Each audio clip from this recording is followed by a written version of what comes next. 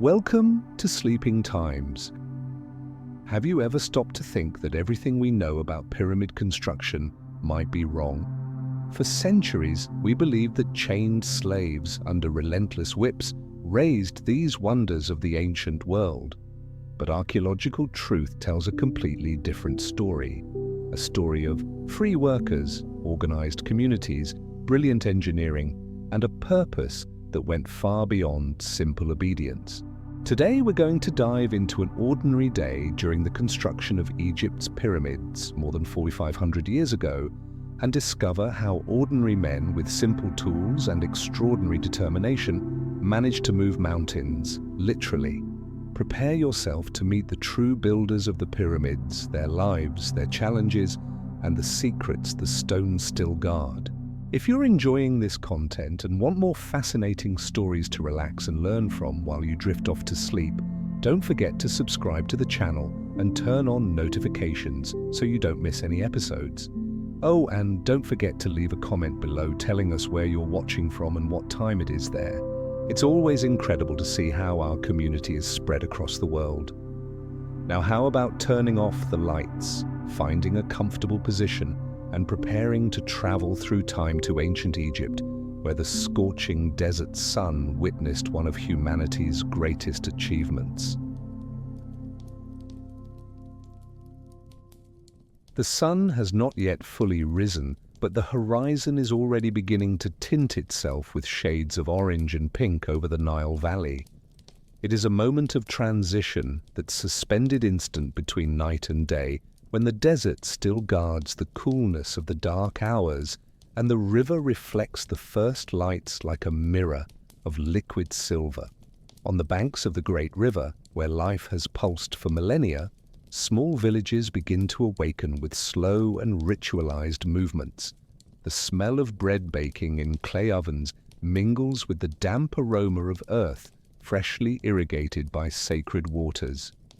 It is the year of approximately 2560 before Christ, during the reign of Pharaoh Khufu, and thousands of men are about to begin another day of work on the construction of what will be one of the greatest wonders ever erected by humanity. In simple houses made of clay bricks covered with roofs of woven straw and reed, the workers begin to stir. They are not enslaved men in chains, as many imagined centuries later, but free men, peasants, who during the months of Nile flooding, when their lands become submerged and unproductive, come to work on the pharaoh's great project. They receive payment in the form of food, beer, linen clothing, and even medical care. Their families live in villages built especially to house them, with organized streets, communal bakeries, and even breweries. The organization is impressive by the standards of any era. Have you ever stopped to think about how it would be to coordinate tens of thousands of people without computers, without telephones, without any of the tools we consider essential today? The first to awaken are the bakers. They light the ovens still in darkness, feeding the flames with dry twigs and carefully prepared animal dung. Bread is the foundation of nutrition, and each worker will receive their generous portion before heading to the construction site. The dough was prepared the night before, left to ferment slowly under damp cloths, and now rises and browns under the intense heat of the cylindrical ovens. The aroma is comforting, almost hypnotic, spreading through the narrow streets of the village like a silent call. In the houses, women begin to prepare onions, leeks, and radishes, vegetables that will complement the morning meal. The sound of stones grinding grains in granite mortars echoes softly, creating a kind of rhythmic and ancestral music. Inside the houses, men rise from woven rush mats covered with simple but clean linen sheets. Linen is precious in Egypt, cultivated on the fertile banks of the Nile and woven with skill by the women of the villages. The workers dress in short loincloths, also of linen, which allow freedom of movement under the scorching sun that will soon dominate the sky. Some tie strips of cloth around their heads to protect themselves from the heat and absorb sweat. There is no rush in their movements. Everything flows with a natural cadence, as if each gesture were part of an ancient choreography. Children still sleep, wrapped in their blankets, while men prepare to leave. There is something profoundly human in this scene, fathers leaving their homes before dawn to work, exactly as it happens in so many homes around the world today. Water from the Nile is brought in ceramic jars by young men who walk in a line, balancing the containers on their shoulders. The water is fresh, clean, sacred. It is the very life of Egypt. The men wash their faces and hands, a simple but essential ritual before beginning the day. Some plunge their entire heads into the water, feeling the coolness run across their scalp and drip down their necks. It is a moment of preparation, not only physical, but also mental. The work that awaits them is arduous, demanding, but there is a sense of purpose that permeates each gesture. They are not merely moving stones, they are building the eternal dwelling of the pharaoh, ensuring his passage to the afterlife, securing the cosmic order of the universe. For the Egyptian mindset, this is not just work, it is sacred duty, it is participation in the balance between the world of the living and the dead. In the communal areas of the village, large tables of stone and wood begin to be occupied. The workers sit in groups organized by their work teams. There is a clear hierarchy, but not an oppressive one. Master builders, supervisors, specialized stonemasons, carriers, assistants. Each one knows their role, their function in the great organism that is the construction site. The bread arrives still hot, accompanied by thick and nutritious beer made from fermented barley and slightly sweetened with dates. Beer is not like modern alcoholic beverages. It is denser, almost a liquid soup, rich in calories and essential nutrients for men who will spend hours in the sun performing intense physical work. Onions are distributed generously. They have properties that help prevent disease and strengthen the body. Can you imagine the taste of this simple but substantial meal shared in contemplative silence as the sky slowly illuminates? As they eat, some men converse in low voices. They speak of their families, of their lands that will soon become cultivable again when the Nile waters recede, of small happenings in the village. There is camaraderie here, forged in shared work and difficulties faced together. They are not strangers forced to work side by side. They are entire communities that move seasonally, bringing with them their traditions, their stories, their bonds. Some come from the delta to the north, others from regions further south, near the first cataracts.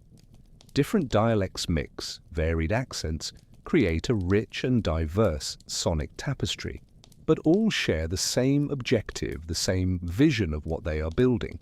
In how many modern projects, in how many companies or organizations do we find this level of cohesion and shared purpose? The supervisors begin to circulate among the tables, checking who is present, who might be sick or injured.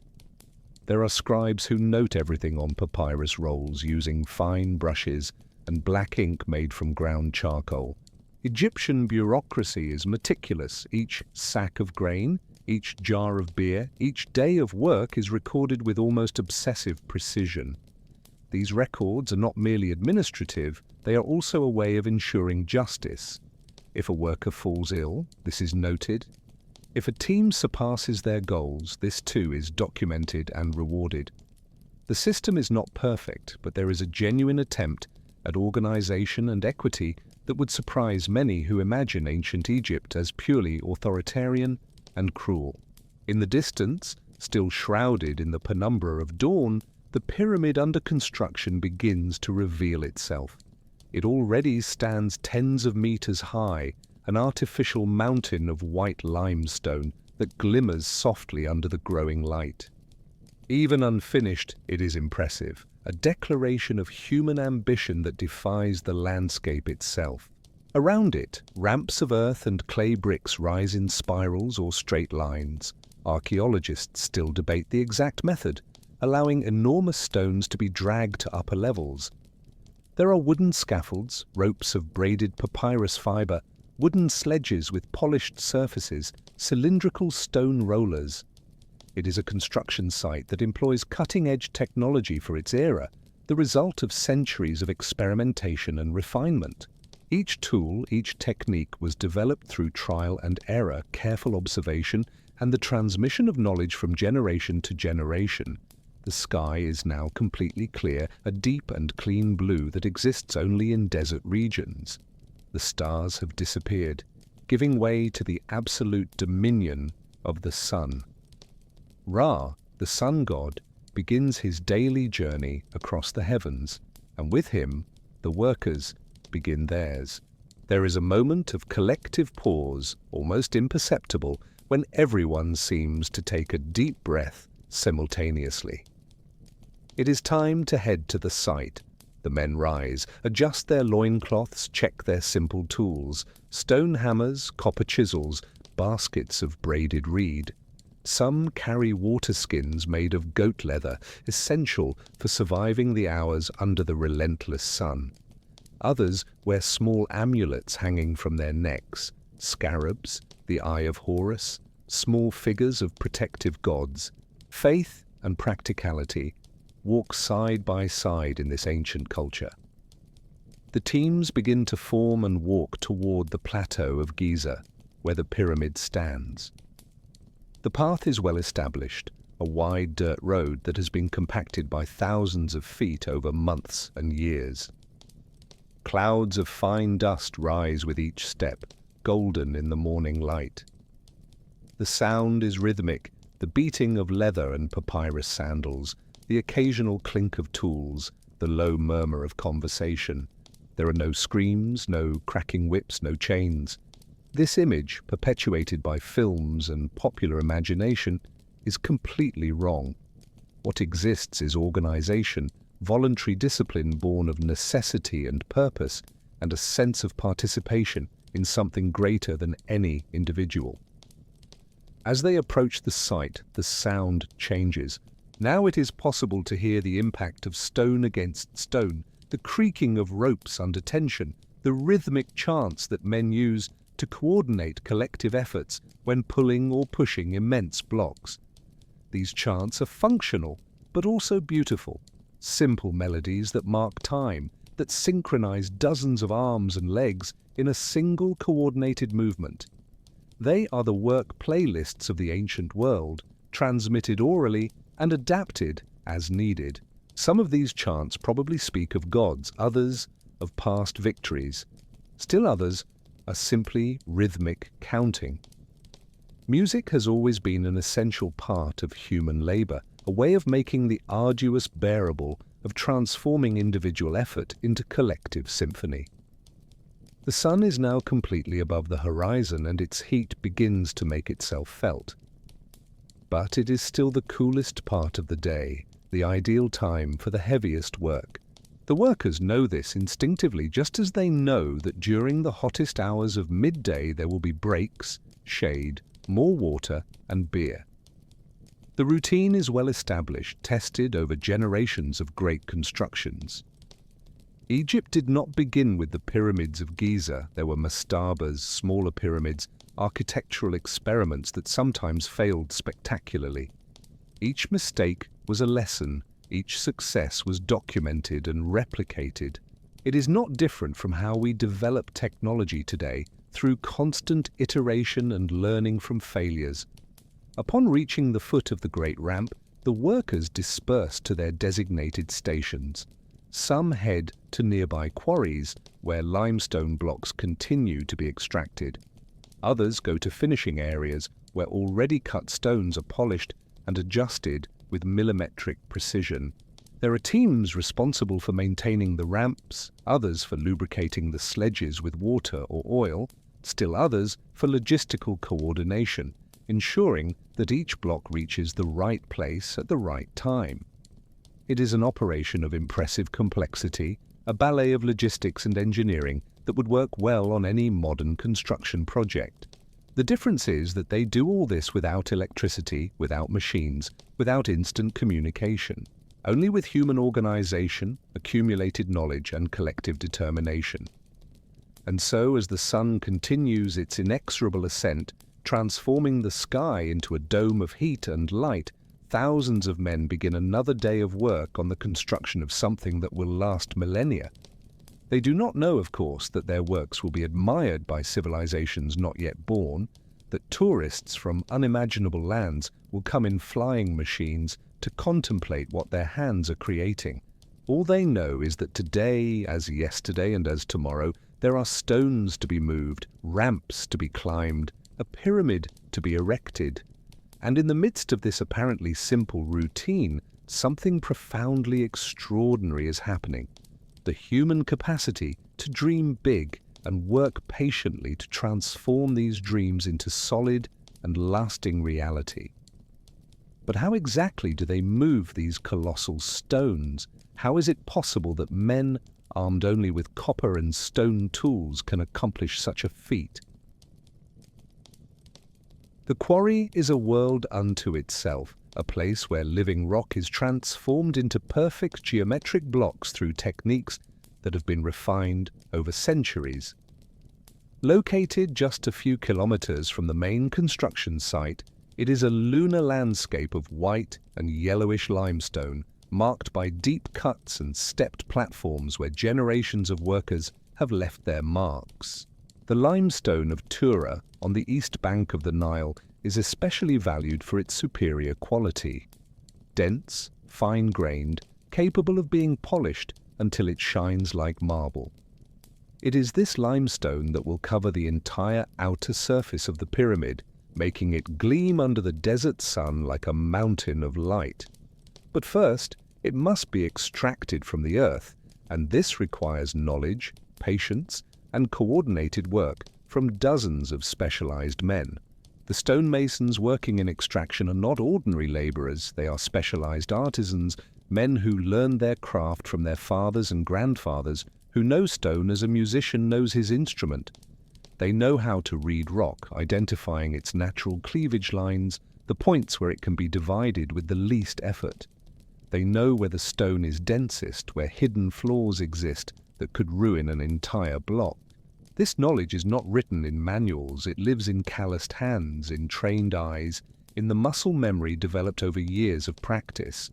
When you see a perfectly rectangular block weighing 2 tons, you are seeing the result of deep expertise, not brute force. How many modern professions still depend on this kind of tacit knowledge, impossible to be completely codified or automated? The process begins with marking. Using ropes soaked in red ochre, the master stonemasons mark on the rock's surface the exact contours of the block to be extracted. The measurements are standardized. Most blocks have specific dimensions that facilitate fitting into the pyramid structure. This standardization is one of the secrets of Egyptian efficiency. They are not cutting each stone randomly, they are producing modular components that fit into a larger system.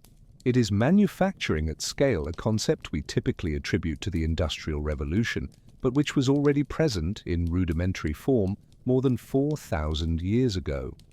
The difference is that each component weighs as much as a modern car and must be extracted, transported, and positioned using only human strength and simple tools. Once the block is marked, the work of separation begins. The workers use copper tools, chisels and pointers to create a series of holes along the marked lines. Copper is relatively soft compared to modern steel and must be constantly sharpened and replaced. But the Egyptians developed techniques for hardening copper through repeated hammering, and their tools, though simple, are surprisingly effective when used skillfully. The sound in the quarry is constant and rhythmic, the tink-tink-tink of metal against stone, repeated hundreds of times, creating a primitive industrial symphony. Each blow is precise, controlled, part of a sequence that gradually deepens the grooves in the rock. In the holes created by the chisels, workers insert wooden wedges, usually of acacia or sycamore, trees that grow on the banks of the Nile. These wedges are then saturated with water. The wood, as it absorbs the water, expands slowly, exerting tremendous and constant pressure against the walls of the hole. It is a process that may take hours, sometimes days, but is incredibly effective. The gradual pressure forces the rock to split along natural cleavage lines, separating the block from the main rock formation with a deep and satisfying crack that echoes across the quarry. There are no explosives, no machines, only a profound understanding of how nature works and how to work with it, not against it. There is something almost meditative in this patience, this willingness to wait for water and wood to do their work in their own time. When the block finally breaks free, there is a moment of tension. It must be carefully maneuvered so it doesn't crack or shatter. Teams of workers use wooden levers, long beams of sycamore or tamarisk inserted under the block, to lift it slightly and position cylindrical wooden or stone rollers underneath. These rollers allow the block to be moved horizontally with relative ease. It is simple physics, reduction of friction through rolling surfaces, but it requires perfect coordination. An uncoordinated movement, a lever that breaks under pressure, and the block could topple, injuring workers or shattering into useless pieces. The supervisors sing rhythmic commands, and everyone moves as a single organism. Heave, or its ancient Egyptian equivalent, and dozens of men push simultaneously. Hold! And everyone freezes, maintaining tension. It is teamwork in its purest and most essential form. Once on the rollers, the block is gradually moved onto a ramp or track that descends from the quarry to the transport area. Here it is transferred onto a wooden sledge, a robust platform with curved runners at the front, specifically designed to slide over prepared surfaces. The block is lashed to the sledge with thick ropes of braided papyrus fiber, ropes that can withstand enormous tensions without breaking. The art of making these ropes is itself a specialization. Women and older men work constantly braiding fibers, creating the kilometers of rope necessary for the project. Each rope is tested, inspected, and those showing signs of wear are immediately replaced. A rope that breaks at the wrong moment could mean not only the loss of a block, but also serious injury or death. The transport of the block from the quarry to the Nile is an operation that may take days. The track is carefully maintained with polished wood or stone surfaces in some sections to facilitate sliding. Teams of workers pour water or a mixture of water and clay in front of the sledge, creating a slippery surface that dramatically reduces friction. Modern experiments have demonstrated that this technique can reduce the force needed to move a block by up to 50%.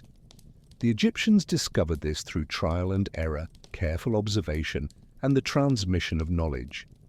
They had no equations of physics, but they had something equally valuable, practical experience accumulated over generations. Dozens of men position themselves in front of the sledge, holding thick ropes that extend like spokes of a wheel. They do not pull randomly. There is a rhythm established by a leader who sings or beats a drum. On the rhythm, everyone pulls together, and the sledge moves a few centimeters. Pause. Another coordinated pull. A few more centimeters. It is slow, exhausting, but it works. Over hours, the block advances meter by meter toward the river. There is something hypnotic in this process. The repetition, the rhythm, the collective effort. The men sweat profusely under the sun, and support teams circulate constantly with jars of water and beer, ensuring that no one becomes dehydrated or faints. Regular breaks are mandatory, not out of kindness, but practical necessity. Exhausted workers make mistakes, and mistakes here can be fatal. While some blocks make the journey to the Nile, others are worked on directly in the quarry.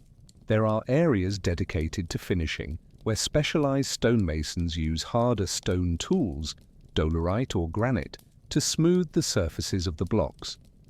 The process is tedious, repeatedly rubbing the surface with the abrasive stone, adding sand and water to increase the polishing effect.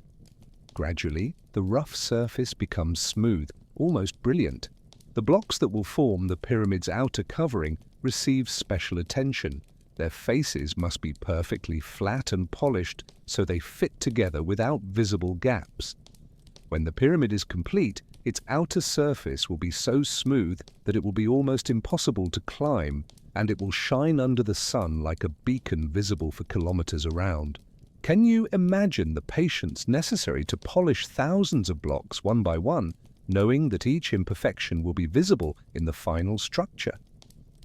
There are also special blocks, those made of pink granite from Aswan, brought from quarries hundreds of kilometers to the south. Granite is much harder than limestone, almost impossible to work with copper tools. For these blocks, the Egyptians use even more impressive techniques. Balls of dolerite, an extremely hard stone, are repeatedly hammered against the granite, literally pulverizing the surface bit by bit. It is a process that can take weeks to create a single block, but the result is a stone of incomparable beauty and durability. These granite blocks will be used in the pyramid's internal chambers, in corridors, and especially in the king's chamber, where they must support the weight of millions of tons of stone above them for all eternity. In the quarry, there is a clear but fluid hierarchy. Master stonemasons are respected, their opinions are heard, but there is no impassable distance between them and common workers. Many masters began as water carriers or helpers, learning the craft over years, demonstrating skill and dedication.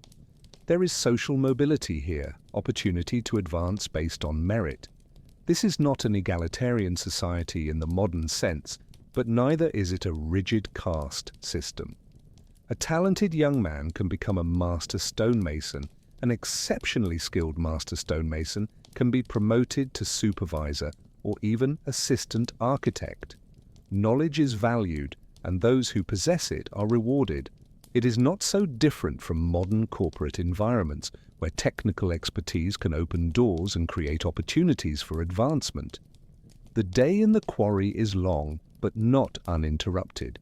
There are regular breaks for meals and rest, especially during the hottest hours. Under tents of linen stretched over wooden structures, workers gather to eat bread, onions, garlic, and drink beer. There are conversations, jokes, complaints about demanding supervisors or broken tools. There is humanity here, not just mechanical work. These men have personalities, hopes, frustrations. Some dream of returning to their lands and planting barley. Others think of their wives and children in the village. Some perhaps feel genuine pride in what they are building, a connection to something greater than their individual lives. Others probably are here simply because they need the payment, the guaranteed food, the security the project offers. Human motivations are complex, and they were likely as varied 4,000 years ago as they are today. As the sun begins its descent toward the western horizon, the rhythm of work in the quarry gradually decreases. Tools are cleaned and stored. Blocks in progress are covered with damp cloths to protect them from the sudden drying that can cause cracks. Workers gather for a final count, ensuring everyone is present and no one has been injured or trapped in some dangerous area of the quarry. It is a simple but essential safety ritual. Then in groups, they begin the journey back to the village, leaving behind the lunar landscape of cut stone and the silence that descends over the quarry with nightfall. Tomorrow, everything will begin again. More blocks to be extracted, more stone to be tamed and transformed into components of a structure that will defy time itself. But how do these blocks, once extracted, reach the pyramid? What is the journey that a 2-ton stone makes from the quarry to its Phénix place, dozens of meters above the ground? The Nile is not merely a river, it is the very essence of Egyptian civilization, the lifeline that transforms a hostile desert into one of the most fertile and prosperous regions of the ancient world. Without the Nile, there would be no Egypt, no pyramids, no complex society that made such architectural wonders possible. And it is through the Nile that limestone blocks make their journey from the quarries to the construction site at Giza. Fluvial logistics is one of the keys to understanding how the construction of the pyramids was possible. transporting millions of tons of stone overland would be impractical, but the river offers an elegant and efficient solution. During the months of flooding, when the waters rise and cover the plains, temporary canals are created, allowing barges to reach much closer to the Giza Plateau than would be possible during the dry season.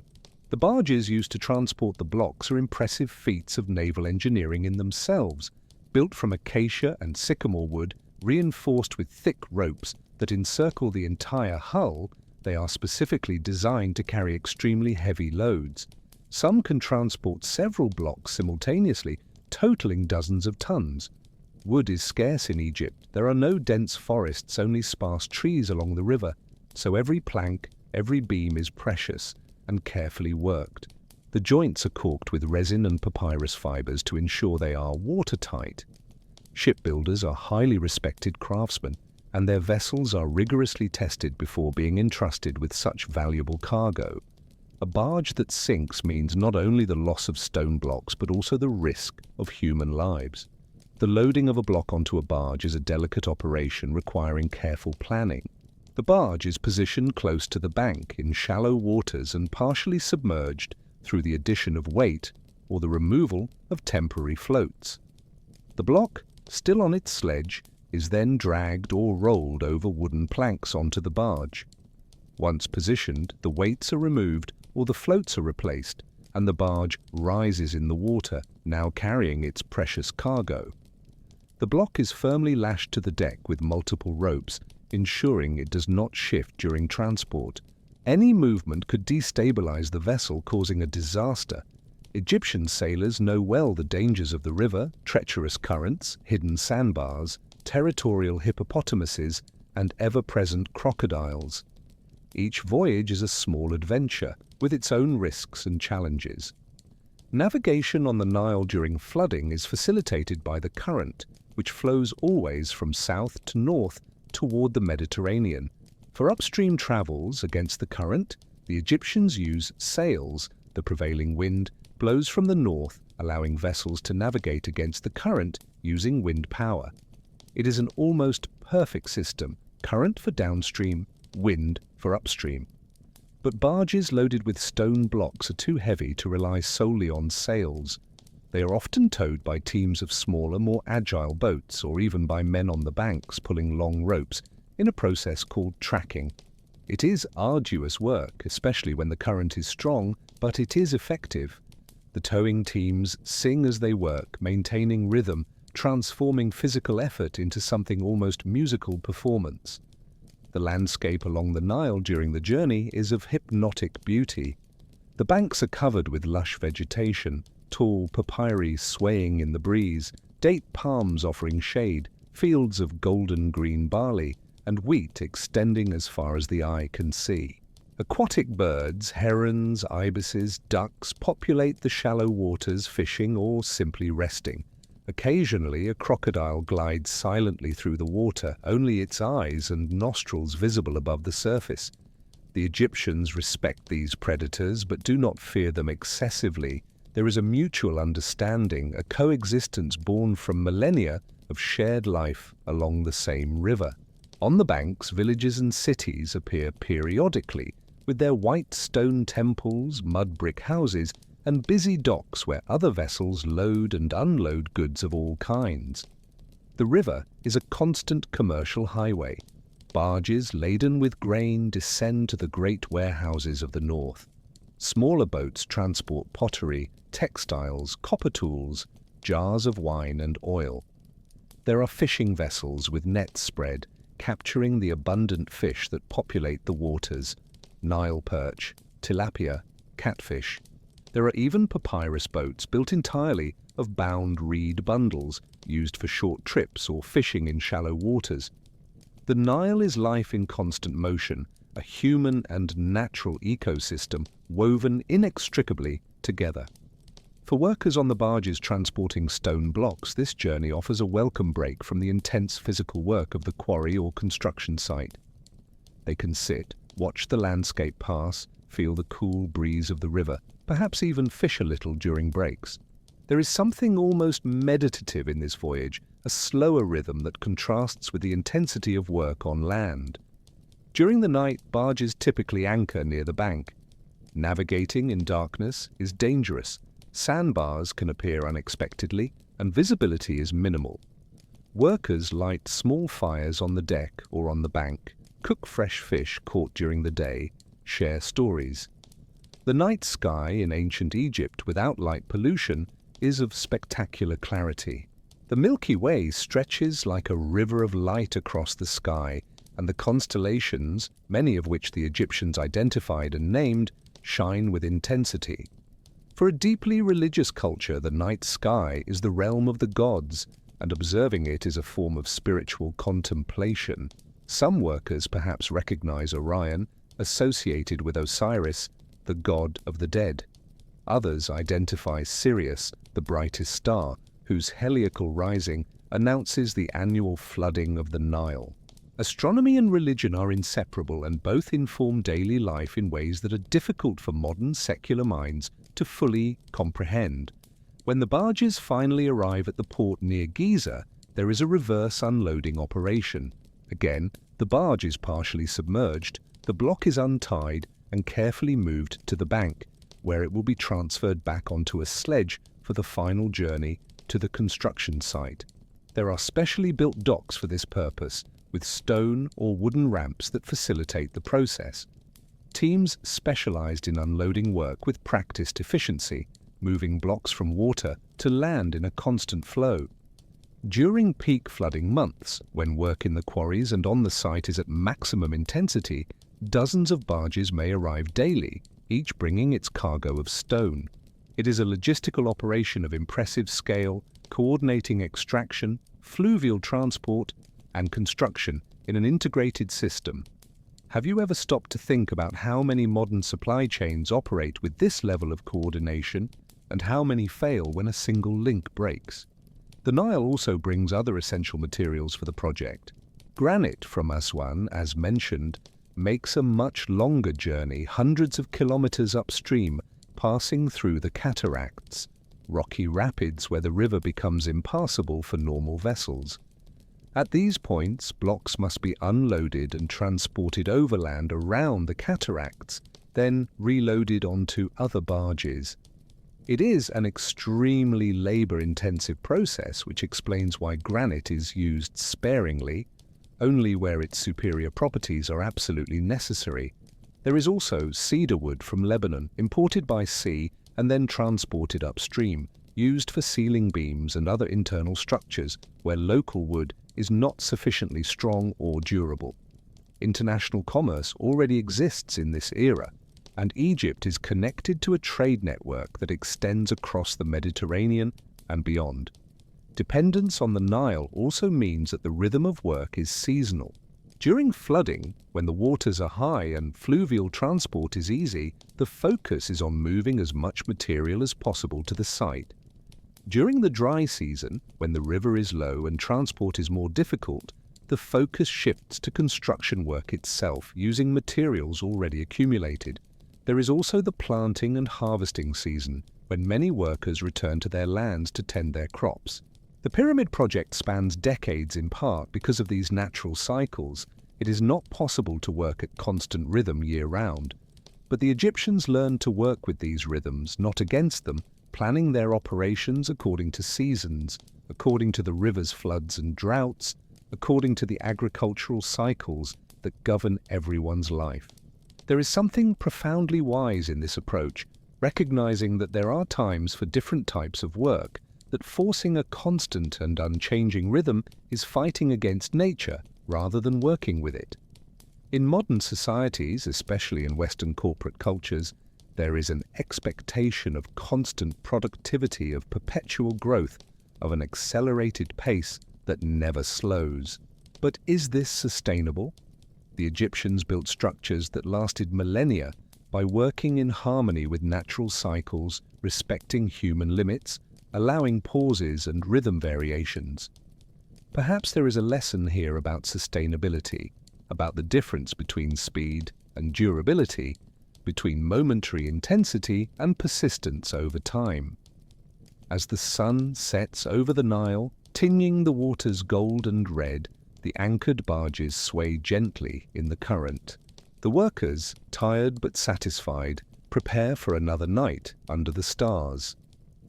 Tomorrow, the journey will continue. More blocks to be transported, more trips upstream and downstream, more pieces of the giant puzzle that is the pyramid being moved into place. The river flows eternally, indifferent to human efforts, but also making them possible. Without the Nile, none of this would exist. With it, the impossible becomes merely difficult, and the difficult becomes, with patience and persistence, achievable. But once the blocks arrive at the construction site, how exactly are they hoisted, layer by layer, to heights that defy imagination? The Giza Plateau, during the height of construction, is one of the busiest places in the ancient world. Thousands of men work simultaneously on different tasks, some dragging blocks up the ramps, others positioning already elevated stones, still others preparing mortar, sharpening tools, transporting water, coordinating teams. It is organized chaos, a symphony of human activity coordinated on a scale not seen again until the industrial era. The sound is deafening, the dragging of stone against stone, the rhythmic chants of workers, commands shouted by supervisors, the occasional crack of a rope under tension, the striking of hammers against chisels. The air is filled with fine limestone dust, which covers everything and everyone with a white patina, transforming workers into ghostly figures under the relentless sun. The question that fascinates archaeologists and engineers to this day is, how exactly were the blocks hoisted? There are no detailed written records of the process. No construction manual has survived. What we have are the pyramids themselves, archaeological evidence of ramps and tools, and artistic representations in tombs showing workers moving statues and blocks. From this, and from modern experiments, we can reconstruct with reasonable confidence the methods used. The most widely accepted theory involves ramps, temporary structures of clay bricks and debris that rise along the sides of the pyramid, allowing blocks to be dragged upward. But the exact design of these ramps is debated. A straight ramp rising to the top would need to be extremely long to maintain a manageable angle and would eventually contain more material than the pyramid itself. Spiral ramps around the pyramid are more efficient in terms of material, but make work at the corners difficult. Probably a combination of methods was used, adapting as the pyramid grew. Let us imagine a spiral ramp gradually ascending around the structure. It is built with clay bricks, the same bricks used to build houses made from Nile mud, mixed with straw and dried in the sun. These bricks are cheap, abundant, and easy to work with. The ramp is reinforced with wood at critical points and has a working surface wide enough for teams of men to pull sledges side by side. The surface is constantly moistened to reduce friction, and there are teams dedicated solely to this task. Young men running up and down with jars of water, pouring it in the path of the sledges. It is apparently simple work, but absolutely essential. Without constant lubrication, friction would increase dramatically, and much more force would be needed to move each block. A typical limestone block weighs about 2.5 tons, approximately the weight of a large modern SUV. It is lashed to a wooden sledge, which in turn is connected to thick ropes. These ropes extend forward, where dozens of men are positioned, ready to pull. It is not a random pull. There is a leader, usually one of the most experienced supervisors, who marks the rhythm. He may use a drum or simply sing and everyone pulls to the established rhythm. Heave! And everyone pulls together. The sledge moves a few centimeters. Heave! A few more centimeters. It is slow, exhausting, but it works. Modern experiments have shown that with the correct technique and lubricated surface, about 20 to 30 men can move a 2.5-ton block on a level surface. On an inclined ramp, more are needed, perhaps 50 or more, depending on the angle. Behind the sledge there is another team with wooden levers ready to intervene if the sledge gets stuck or begins to slide backward. These levers are inserted under the sledge or the block, allowing it to be lifted slightly or repositioned. There are also men positioning wooden rollers under the sledge as it advances, recovering the rollers left behind and moving them forward again in a continuous cycle. It is a system that requires perfect coordination. If the rollers are not repositioned in time, the sledge stops. If they are positioned incorrectly, they may roll away, causing instability. Each person has a specific role, and success depends on everyone executing their tasks at the right moment. It is teamwork in its most literal and essential form. As the block rises up the ramp, the incline becomes more challenging. The effort required increases and breaks become more frequent. Support teams circulate constantly with water and beer, and there are shaded areas along the ramp where workers can rest briefly. No one is expected to work to the point of collapse. That would be counterproductive. Exhausted workers are slow, make mistakes, get hurt. It is more efficient to allow regular breaks, keep everyone hydrated and fed, and work at a sustainable pace. Egyptian supervisors understood this intuitively, even without modern studies of ergonomics or productivity. They knew through generations of experience what worked and what did not. How many modern organizations still struggle to find this balance between productivity and worker well-being? When the block finally reaches the level where it will be positioned, the most delicate phase begins: precise positioning. The pyramid is not merely a heap of stones piled randomly. Each block must be positioned with millimetric precision so that the structure is stable and the outer faces are perfectly flat and aligned. Master builders use surprisingly sophisticated tools to ensure this precision. Water levels, A-shaped tubes filled with water which show whether a surface is level by the position of the water, are used to ensure each layer is perfectly horizontal. Wooden squares and ropes are used to check angles and alignments. There are reference marks, guidelines established from the beginning of the project that ensure the pyramid maintains perfect geometric proportions as it grows. The block is carefully maneuvered into its final position using levers and small adjustments. It can take hours to position a single block correctly, especially those that will form the outer faces. Once positioned, a thin layer of mortar made from plaster or lime is applied between blocks. This mortar is not structural. The pyramid stays standing mainly through the weight and precise fit of the stones, but it helps fill small irregularities and protects against water infiltration. The mortar is applied carefully, and excess is removed, leaving almost invisible joints.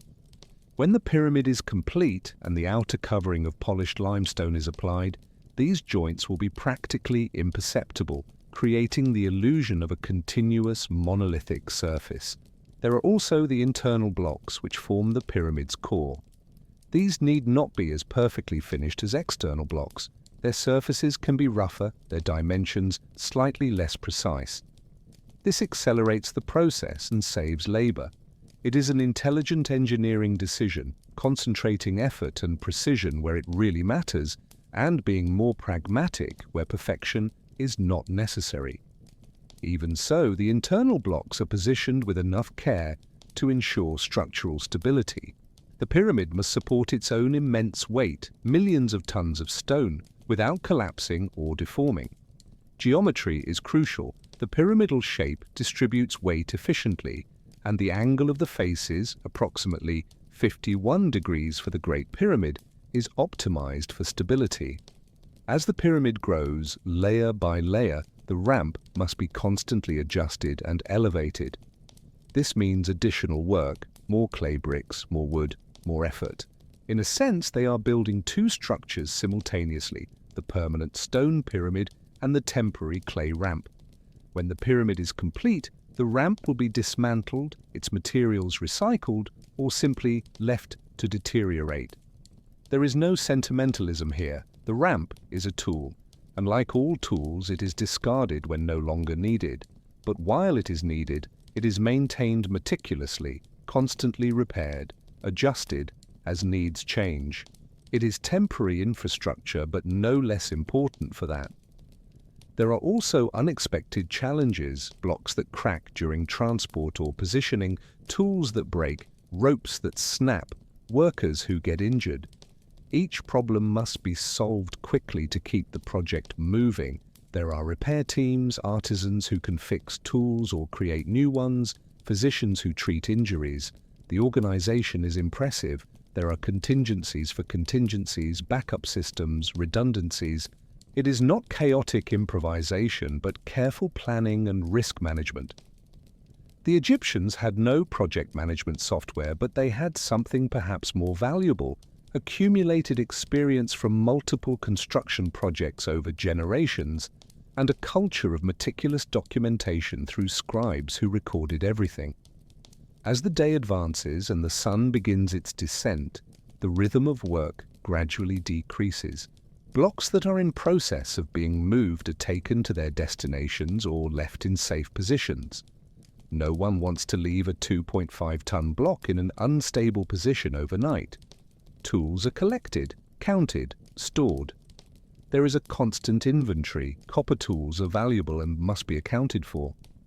The ramp is inspected to identify areas needing repair before the next day's work. It is a closing routine as organized as the opening routine, and then gradually the site empties. Workers descending the ramp in groups, leaving behind the structure that grows slowly but inexorably toward the sky. But what happens when someone gets hurt? What is life like for those who care for the health and well-being of thousands of workers? In any large-scale construction project, especially one involving intense physical labor and heavy materials, accidents are inevitable. Blocks fall, ropes snap, tools slip, men stumble or are crushed. The difference between a successful project and a disaster is not the absence of accidents, that would be impossible, but how those accidents are managed and treated. The Egyptians, with their centuries of experience in large construction projects, developed a surprisingly sophisticated system of medical care for workers.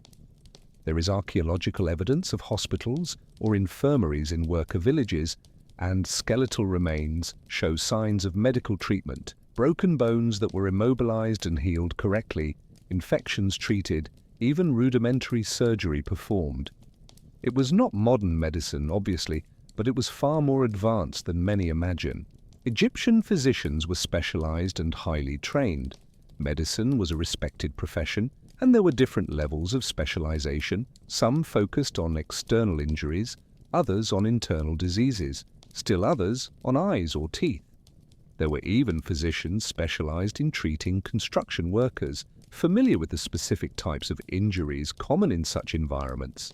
They worked from medical texts, papyri documenting symptoms, diagnoses and treatments, which were copied and transmitted through generations.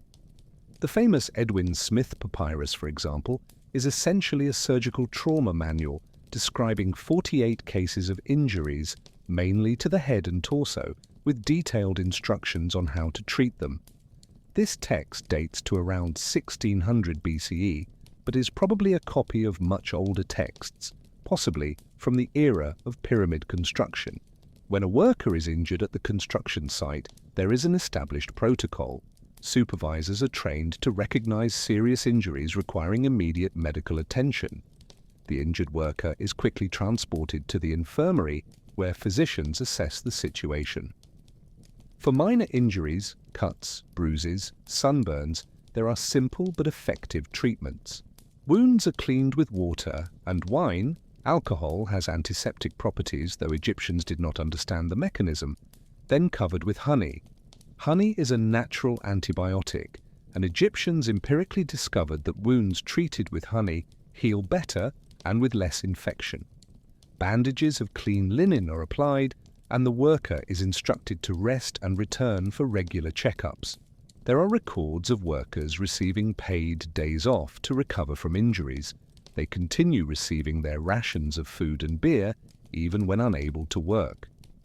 For more serious injuries, broken bones for example, the treatment is more complex. The physician carefully examines the injury, palpating to determine the extent of the fracture. If the bone is displaced, he attempts to reposition it, a painful process, but essential for proper healing. Once aligned, the limb is immobilized using wooden or reed splints tied firmly with linen bandages. Sometimes a mixture of resin and linen is applied, creating a sort of primitive cast that hardens and keeps the bone in place. The worker is then instructed not to use the limb for several weeks, allowing the bone to heal. Skeletons found in worker cemeteries show that these techniques were often successful, broken bones that healed correctly, allowing the individual to return to work. Of course, not all cases were successful. Compound fractures where the bone pierces the skin often led to infection and death, but the success rate was surprisingly high by the standards of the time. There is also the question of pain. Surgery and treatment of serious injuries are extremely painful, and Egyptians did not have modern anesthesia. But they had opium derived from poppies cultivated in Egypt, which was used as an analgesic. They also used strong beer and wine to help numb pain. It was not perfect, but it was better than nothing. There is something profoundly human in the attempt to relieve suffering, even with limited tools. Egyptian physicians were not merely technicians, they cared about the well-being of their patients and did the best they could with available knowledge and resources. This is evident in medical texts, which often include not just technical instructions but also advice on how to comfort patients and communicate prognoses compassionately. Beyond treating injuries, there were significant prevention efforts. The diet of workers was carefully planned to ensure adequate nutrition. Bread and beer provided carbohydrates and calories. Onions, garlic, and leeks provided vitamins and compounds that helped prevent disease. Fish, when available, provided protein and essential fats. Occasionally, there was meat, beef, or goat, especially during festivals or celebrations. This diet was not luxurious, but it was substantial and balanced, far better than the diet of poor peasants in many other ancient societies. The Egyptians understood, even without modern nutritional knowledge, that well-fed workers were healthier, stronger, and more productive. It was a practical investment, not altruism. Hygiene was also emphasized. Worker villages had drainage systems for wastewater, preventing accumulation of standing water that could attract mosquitoes and spread disease. There were communal latrines, not perfect by modern standards, but far better than simply defecating anywhere. Workers were encouraged to wash regularly in the Nile or in water cisterns. Linen, used for clothing, was washed frequently. The fabric dries quickly under the desert sun, facilitating maintenance of clean clothes. Again, these practices were not based on microbial theory. Egyptians knew nothing of bacteria or viruses, but on empirical observation that cleanliness correlated with better health. Have you ever stopped to think about how many modern public health practices began the same way, through observation and trial and error, long before we understood the underlying mechanisms? There were also psychological aspects of well-being that were recognized, even if not articulated in modern terms. Workers were not isolated from their families. They lived in villages with wives, children, relatives. There was community life, festivals, religious celebrations, entertainment. Musicians and dancers occasionally performed in the villages. There were games. Senate game boards, a popular strategy game, were found in worker villages. There were breweries and communal areas where men could gather after work, converse, relax. This social life was not a luxury, it was essential for maintaining morale and social cohesion. Isolated, miserable, hopeless workers do not build pyramids. Workers who have reasons to be there, who have social connections, who have moments of joy and relaxation, are far more likely to persist and work effectively. Scribal records show there was a justice system to resolve disputes between workers. If two men fought, there was a process to hear both sides and determine a resolution. If a worker was accused of theft, there was investigation and trial, It was not a modern legal system, but there was structure, there was an attempt at fairness. This matters because it creates a sense of order and predictability. People can tolerate very hard work and difficult conditions if they feel there is justice, if there are rules that apply to everyone, if they are not at the mercy of arbitrary whims. The presence of justice systems, even imperfect ones, is an indicator of a society that values order and equity, not just raw power. There was also recognition and reward for exceptional work. Teams that exceeded their goals received extra rations of beer or meat. Especially skilled workers could be promoted to supervisory positions with better pay and status. There was competition between teams, not hostile, but friendly, each group wanting to prove it was the best. This competition was encouraged because it increased productivity, but it was managed to prevent it from becoming destructive. There are graffiti found on internal blocks of the pyramid left by worker teams proudly proclaiming their names and achievements. The team of the mighty boat, or the companions of Khufu, names suggesting group identity and pride in work. These graffiti were not vandalism, they were expressions of identity and achievement, tolerated or even encouraged by supervisors. As night falls over the worker village, the infirmary is still lit by oil lamps. A physician is bent over a worker whose leg was crushed by a block that slipped. He has already cleaned the wound, applied honey, and is now carefully immobilizing the leg with splints. The worker groans in pain, but there is also gratitude in his eyes. He knows he is being cared for, that he was not simply discarded. In another bed, a man with a broken arm sleeps restlessly under the effects of opium and strong beer. A young man with a deep cut on his hand waits his turn, holding a cloth against the wound to stanch the bleeding. The physician works methodically, without rush, ensuring each patient receives necessary attention. Outside, village life continues, children playing, women preparing the evening meal, men returning from the site, tired but alive. It is a community, not merely a workforce.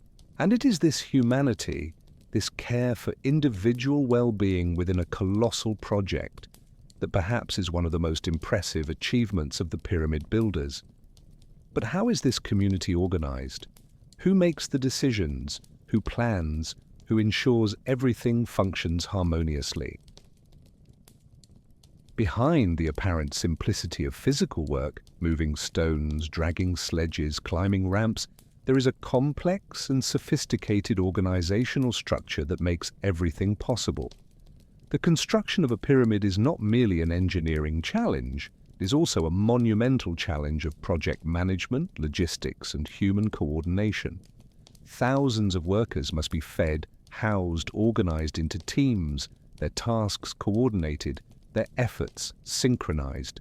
Materials must be acquired, transported, stored, and distributed at the right moment. Tools must be manufactured, maintained, and replaced. All of this requires planning, supervision, and a clear hierarchy of responsibilities. At the top of this hierarchy is the chief architect, a figure of immense prestige and responsibility, whose name is sometimes preserved in history. Hemiunu, for example, is credited as the architect of Khufu's Great Pyramid. The chief architect is not merely a designer, he is essentially the project manager, responsible for all aspects of the construction. He works directly with the pharaoh, receiving the vision and requirements, then translating that into concrete plans. He must understand geometry, astronomy to align the pyramid with cardinal points, structural engineering, logistics, and people management. It is an impressive set of skills, and those who reach this position are typically men who spent decades learning their craft, rising through the ranks, gaining experience on smaller projects. Below the chief architect is a layer of assistant architects and engineers, each responsible for specific aspects of the project. One may supervise the quarries, another transportation, another construction itself, yet another finishing and decorative details. Below the architects and engineers are the supervisors, experienced men who directly manage teams of workers. Each supervisor is responsible for perhaps 20 to 50 men, depending on the task. He knows each man by name, knows their abilities and limitations, knows who can be trusted with delicate tasks and who is better at brute strength work. He distributes tasks, solves immediate problems, ensures his team has the necessary tools and materials, and reports progress to the engineers above him. It is a role that requires not only technical knowledge but also interpersonal skills, the ability to motivate, resolve conflicts, maintain morale, even when work is difficult. The best supervisors are respected by their teams, not feared. They lead by example, often working alongside their men, demonstrating techniques, helping when needed. There are also the scribes, essential figures, though often invisible. They do not move stones or build ramps, but without them, the project would collapse. Scribes record everything. How many blocks were extracted today? How many were transported? How many were positioned? How many sacks of grain were distributed? How many jars of beer? How many workers are present? How many are sick or injured? They maintain inventories of tools, record material deliveries, document engineering decisions. These records are not merely bureaucratic, they are essential for planning and coordination. Without knowing how many blocks are available, how can you plan next week's work? Without records of who is working, how do you ensure everyone receives their rations? Writing is power, and scribes, with their mastery of hieroglyphics and arithmetic, are figures of considerable influence, even if they have no formal authority over workers. Communication on such a large construction site is a constant challenge. There are no radios, no telephones, no loudspeaker systems. Messages must be transmitted in person, running from one place to another. There are messengers, usually fast and trustworthy young men, who spend their days running between different parts of the site, carrying instructions, reporting problems, coordinating activities. It is a primitive system, but it works as long as it is well organized. There are also visual signals, flags or standards that can be seen from a distance, indicating when a team has completed a task or needs assistance. And there are rhythmic chants and shouts which serve not only to coordinate physical work, but also to communicate status. A specific chant can indicate that a block is being moved, alerting others to stay out of the way. The logistics of feeding thousands of workers daily is itself a massive operation. There are bakeries that function 24 hours, with shifts of bakers ensuring fresh bread is always available. There are breweries producing hundreds of liters of beer daily. There are warehouses full of grain, onions, garlic, dried fish, salted meat. There are butchers slaughtering animals, fishermen bringing fresh fish from the Nile, farmers delivering vegetables. This entire supply chain must be coordinated, and there are administrators dedicated to just that. They negotiate with suppliers, ensure timely deliveries, manage inventories, anticipate future needs. It is supply chain management on a scale that would not be seen again until later empires. And all of this without computers, without spreadsheets, without logistics software, just papyri, ink, and organized minds. There is also the question of motivation and morale. Why are these workers here? Some, as mentioned, are peasants during the flooding season when they cannot work their lands. For them, work on the pyramid is a source of guaranteed income and food. But there is also an element of religious and civic duty. The pharaoh is not merely a king, he is a living god, the intermediary between the human world and the divine. Building his tomb is participating in something sacred, ensuring cosmic order, assuring that the pharaoh can continue protecting Egypt even after death. This belief is not imposed from above, it is genuine, part of the Egyptian worldview. Of course, not all workers are equally devout, but most probably feel some level of connection to the greater purpose of the project. This does not mean there are no complaints, frustrations, or desire to be elsewhere, but there is a difference between work that seems meaningless and work that, however difficult, has significance. The project leaders understand this and work to reinforce this sense of purpose. There are regular religious ceremonies where priests bless the work and the workers. There are festivals marking important milestones. The completion of a pyramid layer, for example, may be celebrated with extra distribution of food and beer, music and dancing. The pharaoh himself may occasionally visit the site, an appearance that is a monumental event, reinforcing the connection between daily work and divine purpose. These are not cynical manipulations, or at least not merely that. They are genuine recognitions that people need more than bread and beer to work effectively. They need meaning, recognition, connection to something greater than themselves. How many modern organizations forget this, focusing solely on salaries and benefits, neglecting the human need for purpose and meaning in work? There are also mechanisms for dealing with problems and conflicts. If a worker has a complaint about working conditions, about an abusive supervisor, about inadequate rations, there are channels to report it. It may not be a perfect system, and certainly there are cases where complaints are ignored or suppressed, but the existence of formal channels is significant. It indicates there is at least an attempt at just governance, of hearing concerns, of resolving problems before they become crises. There are records of workers who went on strike, yes, strikes in ancient Egypt, when their rations were not delivered on time. And significantly, these strikes often resulted in negotiations and resolutions, not severe punishments. This suggests a level of worker power that many would not associate with ancient societies. The hierarchy, though clear, is not absolutely rigid. There are examples of men who began as ordinary workers and through skill and dedication rose to supervisory positions or even engineering roles. There is social mobility, opportunity for advancement. This creates incentives. Work well, demonstrate ability, and you can improve your position. It is not pure meritocracy. Family connections and favoritism certainly exist, but there is room for talent to be recognized and rewarded. This is important not only for individuals but for the project as a whole. Promoting the most skilled ensures that positions of responsibility are held by competent people, not merely by those with the right connections.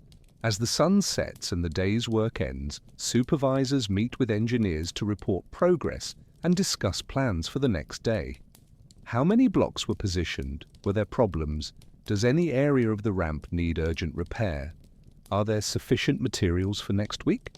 These meetings are brief but essential, ensuring everyone is aligned, that problems are identified quickly, that adjustments can be made. Scribes note everything, creating a record that will be consulted tomorrow, next week, next month.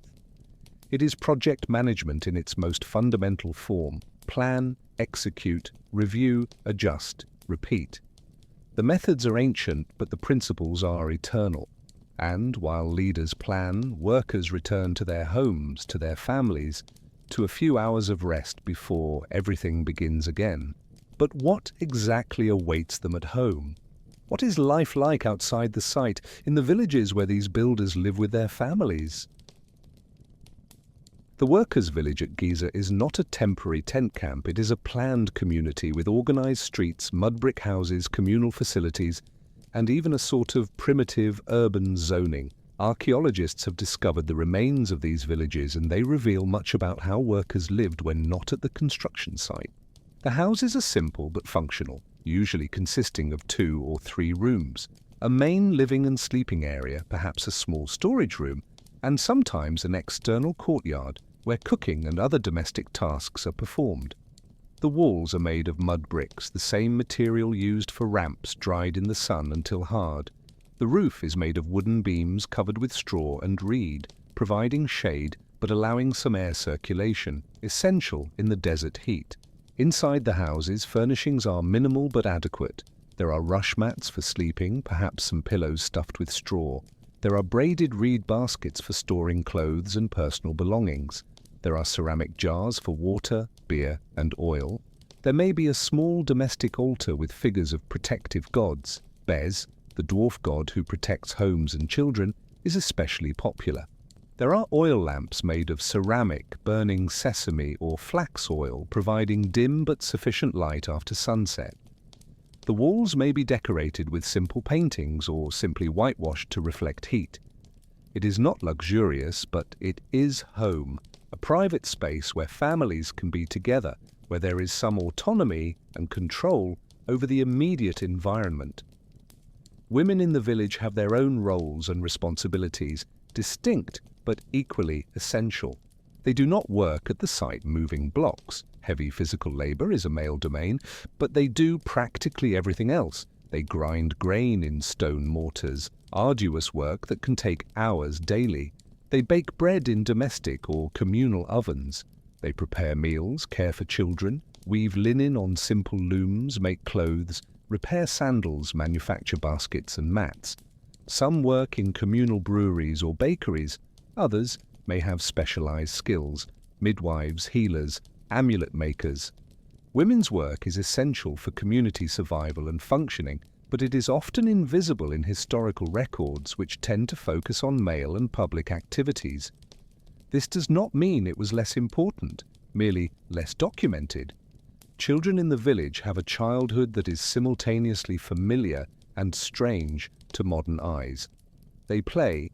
Simple toys have been found at archaeological sites, such as wooden or cloth dolls, balls made of braided reed, small animals carved from wood. They run through narrow streets, play in the Nile under supervision, invent games, but they also work from an early age. Small children may help care for younger siblings, fetch water, feed domestic animals, chickens, ducks, perhaps a goat. Older children begin learning their father's trades. Boys accompany fathers to the site, starting with simple tasks like carrying water or tools, gradually learning more complex skills. Girls learn from their mothers domestic tasks, weaving, food preparation. There is no formal school for most. Education is practical learning, transmission of knowledge through observation and practice. There is social life in the village, moments of joy and celebration that break the monotony of daily work. Religious festivals are important events marking the calendar and providing welcome breaks. During these festivals, there is extra distribution of food and beer, music and dancing, religious processions. Musicians play harps, flutes, and drums. Dancers perform their movements graceful and rhythmic.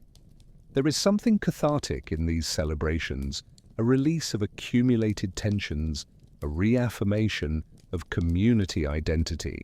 People dress in their best linen clothes, apply makeup, both men and women, wear kohl around their eyes, not only for aesthetics but also for protection against sun glare. There are perfumes made from aromatic oils, simple jewelry of faience beads or stone. There is also more everyday entertainment. Men gather after work to play senet, a board game that combines strategy and luck, played on a board of 30 squares with cone-shaped pieces. The game has religious significance. It represents the soul's journey through the underworld, but it is also simply entertainment, a way to relax and socialize. There are storytellers preserving and transmitting myths, legends, stories of past pharaohs and gods. These stories are entertainment but also education, transmitting cultural values and historical knowledge. There are breweries where men gather to drink and converse, not so different from modern bars. The beer is weak enough to be consumed in quantity without severe intoxication, but strong enough to relax and facilitate socialization. Religion permeates all aspects of life. It is not something separate, practiced only in temples on special days, but is interwoven with daily existence. There are morning prayers, offerings to domestic gods, amulets worn for protection, rituals to mark important events, births, marriages, deaths. The gods are real and present, not distant abstractions. They can be appealed to for help, thanked for blessings, appeased when offended. There is a transactional relationship, offerings in exchange for favors, but also a genuine emotional connection. People love their gods, fear their wrath, seek their comfort. For a culture without modern science, the gods provide explanations for the inexplicable and comfort amid uncertainty. Why does the Nile flood? Because the gods will it. Why does someone fall ill? Perhaps they offended a god, or an evil spirit cursed them. These explanations may seem simplistic to modern minds, but they provide structure, meaning, and crucially, agency. If illness is caused by divine offense, then there is something that can be done, offerings, rituals, to remedy the situation. There are also the darker aspects of life in the village. Not everything is harmony and community. There are disputes, jealousies, conflicts. There is domestic violence. Skeletons of women show signs of injuries consistent with abuse. There is theft, fraud, adultery. There are social hierarchies even within the worker community. Supervisors and specialized artisans have slightly larger houses, slightly better rations, more status. This can generate resentment. There is also the constant threat of disease, infections, intestinal parasites, respiratory diseases caused by inhalation of stone dust. Life expectancy is short by modern standards. Many do not live beyond their 40s or 50s. Infant mortality is high. Perhaps 1/3 of children do not survive to age 5. These are harsh realities, and it is important not to excessively romanticize life in ancient Egypt. It was difficult, often brutal, and most people had little control over their circumstances. But within these limitations, there was full human life, love, friendship, joy, hope. There were couples who genuinely loved each other, parents who adored their children, friends who supported one another.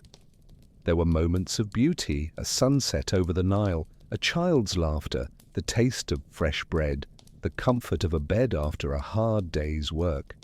There was pride in mastered skills, satisfaction in work well done, hope for a better future for one's children. These universal human experiences transcend time and culture. The pyramid builders were not so different from us. They had the same emotional needs, the same basic desires, the same capacity for joy and suffering.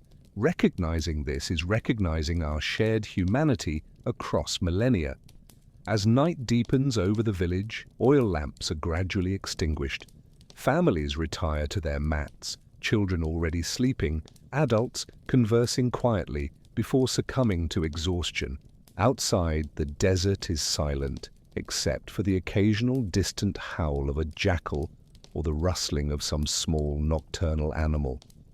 The pyramid, still unfinished, rises like a dark shadow against the starry sky, a constant presence, a reminder of work that will resume at dawn. But for now there is rest, there is peace, there is the simple humanity of people living their lives as best they can. And tomorrow, when the sun rises again, they will arise and continue their work, adding one more stone, one more layer, to the monument that will immortalize them in ways they could never imagine. But as the pyramid grows, approaching completion, what final challenges await? How do the builders cope with the most delicate and technically demanding phases of construction? As the pyramid approaches its final height, the work becomes paradoxically more difficult and more delicate. The lower layers, though involving immense blocks and arduous labor, were relatively straightforward, positioning large blocks on a broad and stable base. But as the structure rises, the working space diminishes, the ramps become steeper and longer, and each block must be elevated to increasingly greater heights. The margin for error shrinks. A block falling from 100 meters is far more dangerous than one falling from 10 meters, and there are specific technical challenges of the upper layers, especially the creation of internal chambers, corridors, and finally the pyramidion, the capstone that will crown the pyramid's apex. The internal chambers of the pyramid, especially the King's Chamber in the Great Pyramid, are masterpieces of engineering in themselves. The King's Chamber is constructed entirely of pink granite blocks from Aswan, each weighing dozens of tons. The ceiling is formed by 9 enormous granite beams, each weighing about 50 tons, spanning the full width of the chamber. Above these beams are 5 relieving chambers, empty spaces designed to distribute the pyramid's weight above and prevent it from crushing the King's Chamber. The engineering here is sophisticated, demonstrating deep understanding of structural forces and weight distribution. How these massive granite blocks were elevated and positioned with such precision deep within the pyramid's heart is one of the great questions that still intrigues modern engineers. One theory is that internal galleries were used as ramps, allowing blocks to be pulled upward through the structure itself. The Great Gallery, an inclined corridor with a high ceiling and corbels, stones that progressively project inward, creating an inverted V-shaped ceiling, may have served this purpose. Blocks could be pulled through the gallery using a system of ropes and counterweights, perhaps with workers positioned on the gallery's lateral ledges, pulling in synchrony. It is ingenious, and modern experiments suggest it is viable, but there is still debate. What is certain is that the builders found solutions to problems that would seem impossible using only the tools and knowledge available in their era. This requires not only strength, but intelligence, creativity, and willingness to experiment. The corridors leading to internal chambers are narrow and precise, aligned with astronomical precision. The descending corridor of the Great Pyramid, for example, is aligned with the polar star of that era, Thuban, in the Draco constellation, allowing direct astronomical observations from within the pyramid.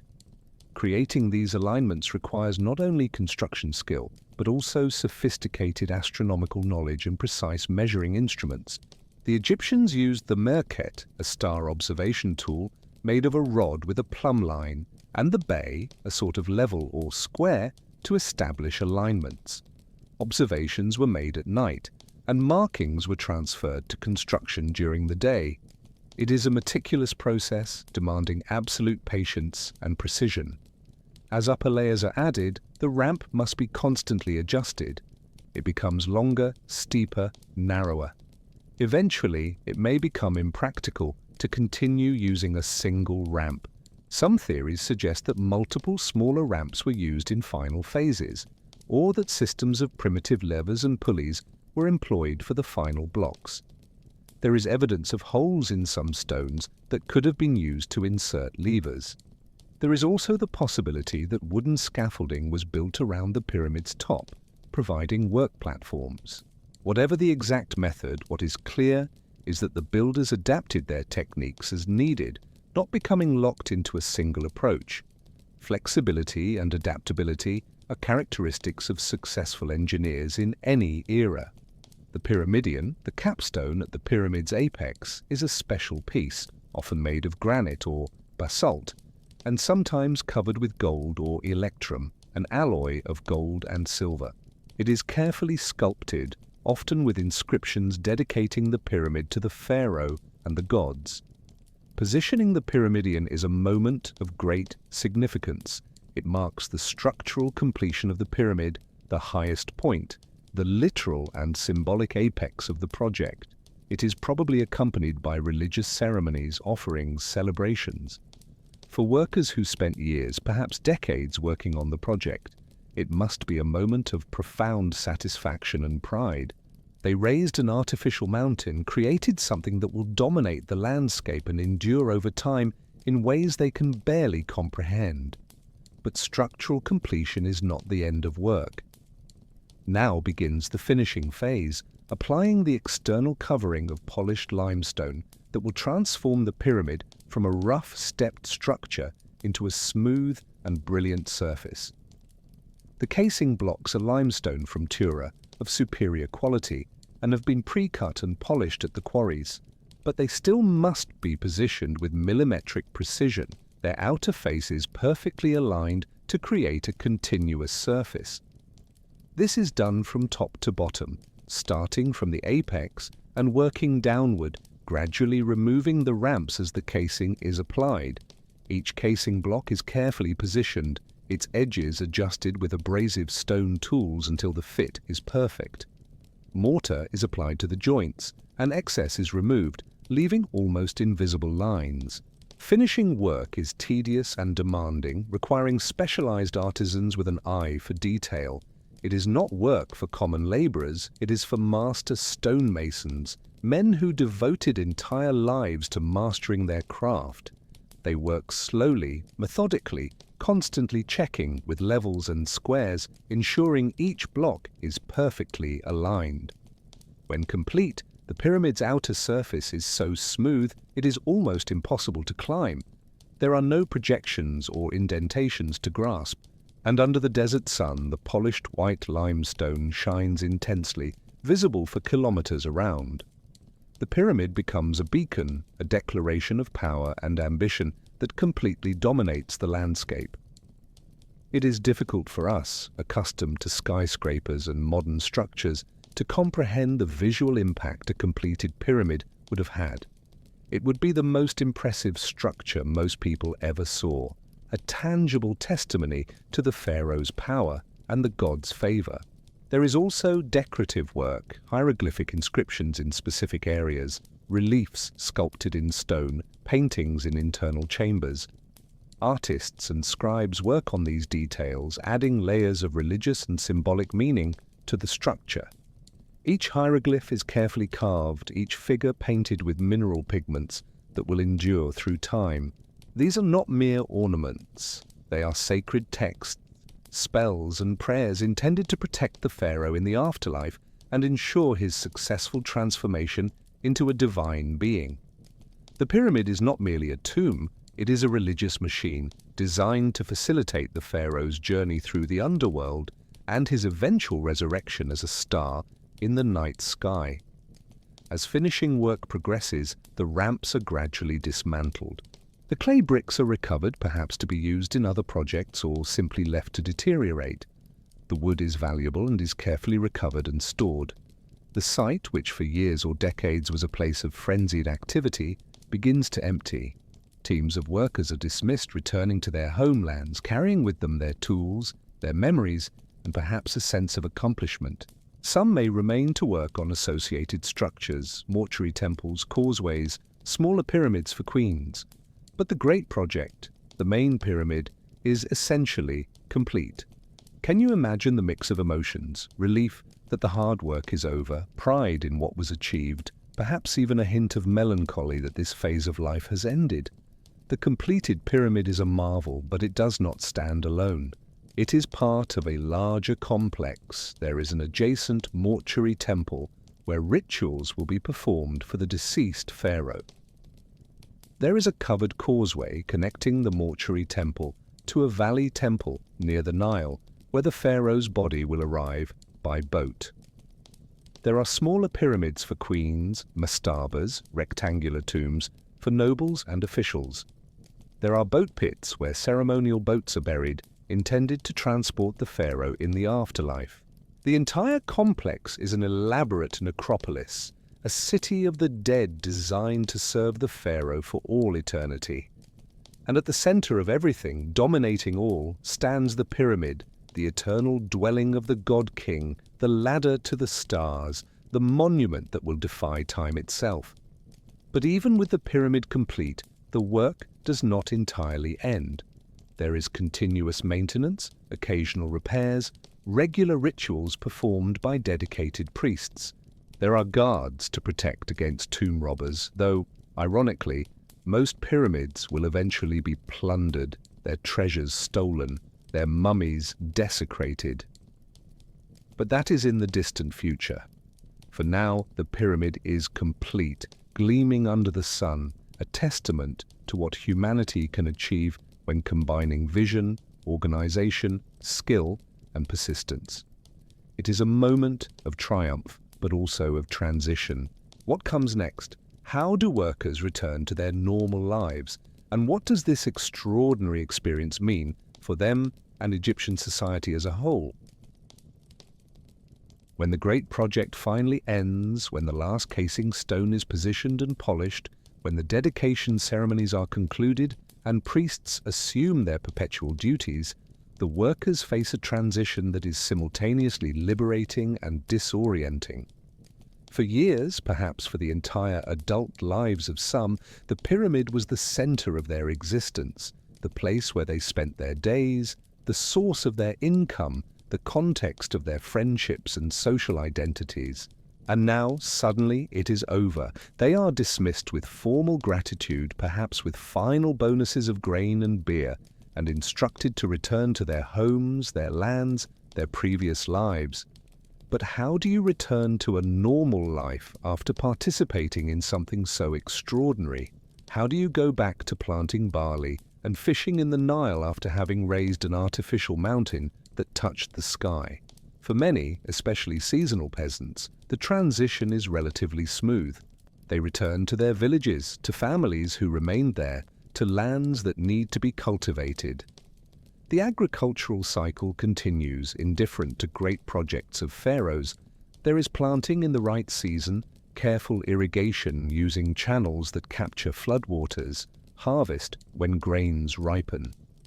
It is hard work, but familiar, comforting in its predictability. And there are stories to tell about the time working on the pyramid, about the immense blocks moved, about fellow workers, about the day the pharaoh visited the site.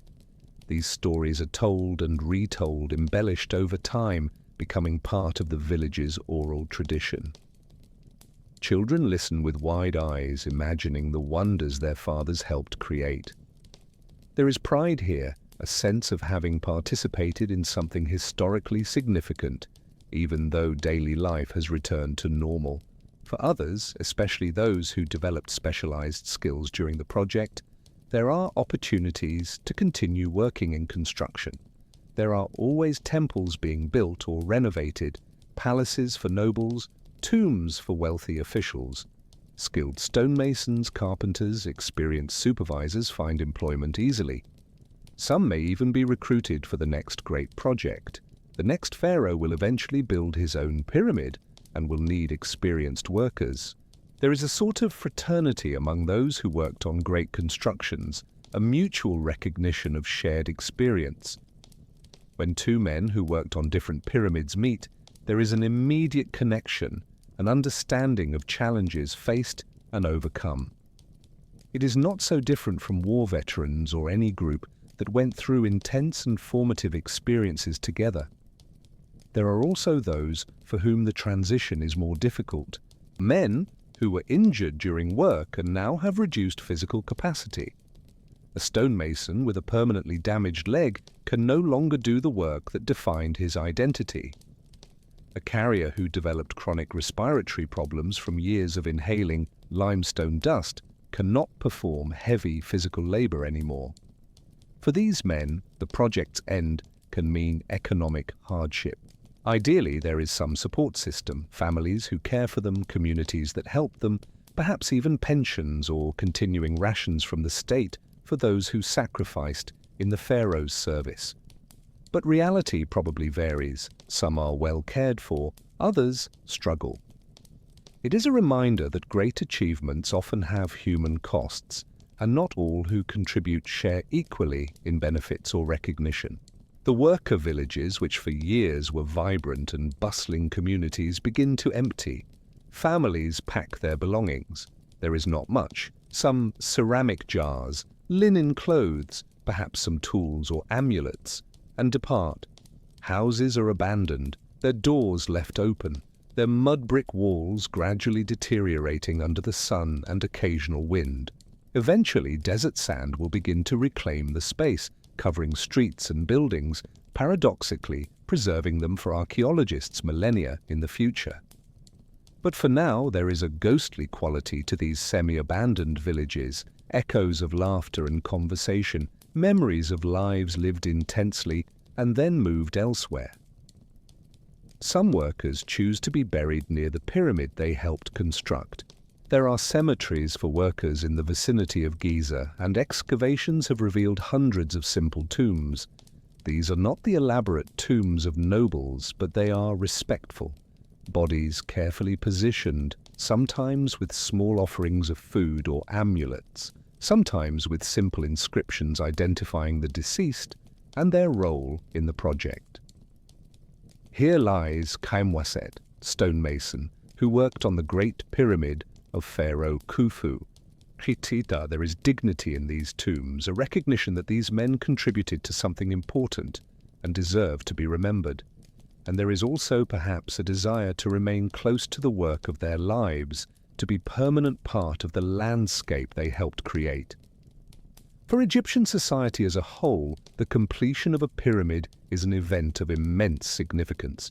It is a demonstration of power. The pharaoh mobilized massive resources, coordinated thousands of people, created something of unprecedented scale and permanence. It is a religious statement. The eternal dwelling of the God-King is prepared, ensuring the continuity of cosmic order. And it is also, though Egyptians would not articulate it in these terms, a public works project that employed thousands, developed technical skills, created infrastructure, roads, docks, canals, and stimulated the economy through demand for food, materials, and services. In a sense, pyramid construction functions as an economic stimulus program, redistributing wealth and creating employment opportunities on a massive scale. It is not why they are built, the motivation is religious and political, but the economic effect is real and significant. There is also cultural and psychological impact. The pyramid dominates the physical landscape, but also the collective imagination. It is a constant reminder of the pharaoh's power, of Egypt's greatness, of human capacity to achieve the extraordinary. For generations of Egyptians, the pyramid is simply part of the landscape, as natural as the Nile or the desert. But it also inspires. If our ancestors could build this, what else can we achieve? There is a sense of national identity, of collective pride, that is reinforced by these monuments. This is not accidental. Pharaohs understand the power of symbols, and pyramids are supreme symbols of power, permanence, and divine ambition. But there is also criticism, even in antiquity. Herodotus, the Greek historian who visited Egypt about 2,000 years after the construction of the Great Pyramids, recorded stories, probably exaggerated or distorted, of tyrannical pharaohs who oppressed their people to build these monuments. There is an inherent tension here. Pyramids are marvels, but they also represent massive concentration of resources and labor in projects that benefit primarily the elite. How much of this effort could have been directed toward improving the daily lives of ordinary people? It is a question that resonates through history. How many resources should be dedicated to monumental projects versus practical needs? There is no easy answer, and different societies in different eras make different choices. But the question itself is eternal. As years pass and the generation that built the pyramid ages, stories become legends. Details are forgotten or transformed. The hard work is remembered but also romanticized. "We built that" becomes a source of pride that transcends the difficulties of the moment. And eventually that generation passes and the pyramid remains, silent, impassive, witness to millennia of human history. Empires rise and fall, languages change, religions are forgotten and replaced, but the pyramid endures. The builders could not have imagined that their work would be admired by people of cultures and eras so distant they would be completely incomprehensible to them. But somehow, through stone and geometry, they achieved a form of immortality. Their individual lives were brief and difficult, but their collective work defies time itself. And this brings us to a final question. What can we learn from them? What do these ancient stones teach us about ourselves, about work, about ambition, about what it means to be human? When we look at the pyramids today through thousands of years of history, it is easy to see them as objects, impressive structures certainly, but inert, disconnected from the human experience that created them. But each block was touched by human hands, moved by human muscles, positioned by human minds. Each centimeter of these structures represents decisions, efforts, skills, and yes, suffering of real people. Recognizing this transforms pyramids from archaeological curiosities into profound testaments to human capacity, for good and for ill. What can we learn from these ancient stones? What whispers cross millennia, connecting those anonymous builders to us, living in a world so different, yet facing challenges that are, in essence, surprisingly similar? There is something profoundly human in the ambition that pyramids represent. Not the ambition of an individual pharaoh, but the collective ambition of a civilization that decided it could move mountains, literally create mountains where none existed. This audacity, this refusal to accept apparent limitations, is a characteristic that runs through all human history. We look at the sky and decide to fly. We look at the moon and decide to walk on it. We look at diseases that killed millions and decide to eradicate them. The same spark that led those Egyptian workers to drag stone blocks under the scorching sun lives in every scientist, engineer, artist, or visionary who refuses to accept that something is impossible simply because it has never been done before. The pyramids remind us that impossible is often merely we haven't yet discovered how. But this ambition did not exist in a vacuum. It was realized through something we sometimes forget in our era of individualism: human coordination on a massive scale. Thousands of people, each with their own lives, concerns, and limitations, managed to work together toward a common goal for decades. There were no emails, no Zoom meetings, no project management software. There was only people talking, planning, adjusting, solving problems as they arose. There were scribes maintaining meticulous records on papyrus, supervisors coordinating teams, architects translating visions into executable plans. There were systems, imperfect, certainly, but functional, that allowed individual efforts to sum into something far greater than any single person could achieve alone. Think about how many modern projects, with all our technology and sophisticated tools, fail due to lack of basic coordination. Teams working at cross purposes, information not flowing adequately, decisions made without considering impacts in other areas. The Egyptians, without any of our tools, managed something many modern organizations struggle to do: align thousands of people around shared objectives and keep them working effectively together over years. Perhaps there is wisdom in their simplicity: direct communication, clear responsibilities, immediate feedback, constant adjustments based on observable reality, not on reports filtered through multiple layers of management. And then there is the question of meaning. Why did these men wake before dawn, day after day, year after year, to do work that was physically exhausting and often dangerous? Part of the answer is practical. They needed food, and the project provided. But this is insufficient to explain the quality of work, the precision, the care evident in every detail. You do not create something that lasts millennia merely because you are being paid. You create it because at some level it matters to you. For Egyptians, it mattered because it was connected to their deepest beliefs about the universe, about life and death, about order and chaos.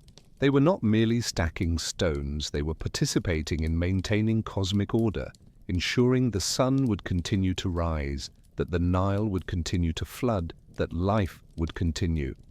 We, in our secular age, may smile at this belief, but the underlying human need remains unchanged. People need to feel their work matters, that it contributes to something beyond their own pockets. When this sense of purpose is absent, when work seems arbitrary or meaningless, something essential dies in the human spirit. We see this in rising rates of burnout, in surveys showing that most workers feel disengaged, in an epidemic of meaninglessness that permeates many modern professions. The pyramids challenge us to ask, how can we create work that has meaning? How can we connect daily tasks to larger purposes that resonate with deep human values? We do not need to believe in divine pharaohs, but we need something, some vision of how our work contributes to a greater good, to a community, to a future worth building. There is also something to learn about time. We live in an era of instant gratification, of 24-hour news cycles, of quarterly results, and short-term metrics. We want results now, immediate success, rapid transformation, but the pyramids were built slowly, stone by stone, layer by layer, over decades. No one who began the project saw its conclusion. Workers aged and died were replaced by their sons, who in turn aged. Entire generations dedicated their lives to something that would be completed by others. This requires a radically different mindset, the willingness to plant trees whose shade you will never sit under, to build foundations others will use, to contribute to projects whose fruits you will never taste. This long-term perspective seems almost impossible in our contemporary culture, but it is precisely what many of our greatest challenges require. Climate change will not be solved in an election cycle or fiscal year. Systemic inequality does not disappear with a single policy or program. Building truly just and sustainable societies is work of generations. The pyramids remind us that humans are capable of this kind of long-term commitment, that we can work on projects transcending our individual lives. The question is not whether we are capable, clearly we are, but whether we choose to exercise that capacity. What are we building today that will last millennia? What legacy are we leaving for those who come after us? But it would be overly romantic to focus only on achievements without acknowledging costs. The pyramids are wonders, but they were built with sweat, blood, and human lives. Men died in accidents, crushed by slipping blocks falling from ramps, succumbing to heat and exhaustion. Others developed chronic diseases that tormented them for the rest of their lives. Lungs damaged from years of inhaling limestone dust, joints destroyed by repetitive physical work, backs permanently injured, families endured prolonged absences, constant worry, devastating losses, and all this to build one man's tomb, to glorify a system that concentrated power and wealth in the hands of very few. When we admire great achievements, whether ancient pyramids or modern skyscrapers, whether global corporations or transformative social movements, we must always ask, who paid the price? Who benefited? Were costs distributed justly? Were rewards shared equitably? These are complex ethical questions without easy answers, but they are questions we must continue asking. Greatness built on unnecessary exploitation and suffering is tainted greatness, no matter how impressive the final result. The Egyptians, within their era's limitations, made efforts to care for their workers, providing adequate food, medical care, some form of justice. It was not perfect, but it was something. We, with all our resources and knowledge, can surely do better. We can build great things while also caring for those who do the building. We can pursue excellence without sacrificing humanity. And then there is the delightful irony of immortality. Pharaohs built pyramids seeking to preserve their names, their bodies, their souls for all eternity. They wanted to be remembered, worshipped, immortalized. And in a sense they succeeded. We know the names of Khufu, Khafre, Menkaure thousands of years later. But what do we really know about them as people? Almost nothing. They are names in stone, abstract historical figures, not real humans with emotions, doubts, joys and fears. Meanwhile, the anonymous workers, whose individual names are lost forever, achieved a different form of immortality. Their collective work remains tangible and impressive. Every tourist who visits Giza is, in a sense, meeting those workers, admiring what their hands created, marveling at their skill and determination. This tells us something profound about the nature of immortality and legacy. It does not necessarily come from individual greatness or preservation of personal identity. It comes from contribution to something transcending the individual, from participation in collective projects that continue beyond our lives. Each of us is part of chains of human effort extending infinitely backward and forward through time. We inherit knowledge, tools, institutions, cultures created by countless generations before us. And we contribute in ways large or small to what will be inherited by countless generations after us. There is comfort and profound meaning in this if we choose to see it. Our individual lives are brief, but we are part of something much larger and more enduring. The pyramids also teach us about the relationship between limitations and creativity. The Egyptians had no modern machines, no steel, no electricity, but they had something equally valuable, profound knowledge, skill refined through generations, and willingness to work creatively within their limitations. They did not wait for better technology, they used what they had with maximum effectiveness. They discovered that wood soaked in water expands and can crack stone. They discovered that lubricated surfaces dramatically reduce friction. They discovered that rhythmic chants synchronize collective efforts. Each of these discoveries came from experimentation, careful observation, willingness to try new things and learn from failures. There is a modern tendency to believe that technology solves all problems, that if we only have the right tools, everything will be easy. But the pyramids remind us that technology is only part of the equation. Creativity, persistence, willingness to experiment and learn, these human qualities are equally important, perhaps more important. And sometimes, working within limitations forces innovation in ways that abundance of resources does not. When you have unlimited resources, you can simply throw money and power at a problem. When you have severe limitations, you must be clever, creative, efficient. Some of the most elegant and enduring solutions come not from abundance, but from necessity. What problems could you solve not by waiting for perfect tools, but by using creatively what you already have available? And finally, there is the simplest and perhaps most profound lesson of all: persistence. The pyramids were not built in moments of brilliant inspiration or bursts of heroic energy. They were built through consistent work, day after day, year after year, decade after decade, one block at a time, one layer at a time. No shortcuts, no magic, just sustained effort over time. This is not glamorous, it does not make good stories, but it is how truly great things are actually built, not through dramatic moments, but through thousands of small, undramatic moments of consistent effort. We live in a culture that celebrates the dramatic, the sudden, the transformative. We adore stories of overnight successes, instant revolutions, radical change. But most important things in life, deep relationships, valuable skills, meaningful careers, strong communities, lasting social change, are built the same way pyramids are: slowly, consistently, with patience and persistence. One day of effort makes no visible difference. 1 week changes little. But years of consistent effort can move mountains, literally or metaphorically. As night deepens and stars emerge over the desert, the pyramids remain, silent, impassive, witnesses to millennia of human history. Empires rose and fell, languages were born and died, religions flourished and disappeared, technologies were invented, perfected, and became obsolete. But the pyramids endure, connecting us across an abyss of time to people who were, in essence, not so different from us. They loved, feared, hoped, dreamed.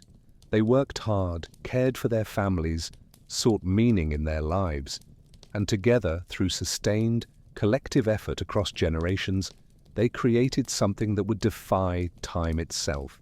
We, looking back through millennia, can see what they could not, that their work would survive, that it would be admired by civilizations yet to be born, that it would become symbol of all humanity can achieve when combining vision, organization, skill, and persistence.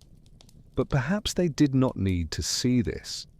Perhaps it was enough to know they were building something greater than themselves, that they were contributing to something that would outlast their brief lives. Perhaps it was enough to take pride in work well done, to feel camaraderie in shared effort, to feel satisfaction seeing at the end of each day that the pyramid was a bit higher, a bit closer to the sky. And perhaps this is the final lesson the pyramids offer us, that meaning does not come from knowing we will be remembered, but from knowing we contributed.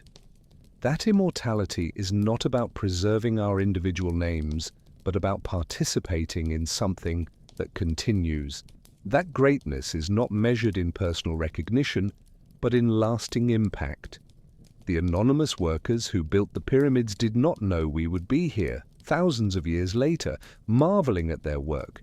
But they built as if they knew, with care and precision and pride. And in this they left us not just monuments of stone, but an example of how to live with purpose, with persistence, with understanding that we are part of something far greater and more enduring than our individual lives. The stones remain, and through them, whispers of lives lived long ago still echo, still teach us, still inspire us to build our own monuments, whether in stone or in action, that will last beyond us. The silence of the desert at night is absolute, almost tangible. It is a silence that existed long before humans walked the earth, and that will continue long after we have departed. Under this ancestral silence, the pyramids rest, not sleeping, for they were never alive, but present in a way that transcends simple physical existence. They are silent witnesses to all humanity has been, is, and perhaps will be. And as we contemplate them, whether physically at Giza or through imagination thousands of kilometers away, we are invited to reflect not merely on those who built them, but on ourselves, on what it means to be human in any era, in any place. There is a question that persists, that crosses millennia like an invisible thread, connecting those ancient builders to us. What is worth building? The Egyptians answered with pyramids, monuments to eternity, bridges between the world of the living and the dead, declarations that some aspects of human existence can and should defy the impermanence that defines everything else. They invested immense resources, decades of work, countless human lives in this answer. And here we are, thousands of years later, still contemplating the result, still trying to understand what motivated them, still extracting meaning from their choices. But the question remains for us, what are we building? Not merely physically, though certainly we build skyscrapers, bridges, entire cities, but metaphorically. What structures are we creating that will last beyond us? What knowledge are we preserving and transmitting? What values are we incorporating into our institutions? What kind of world are we building for those who come after?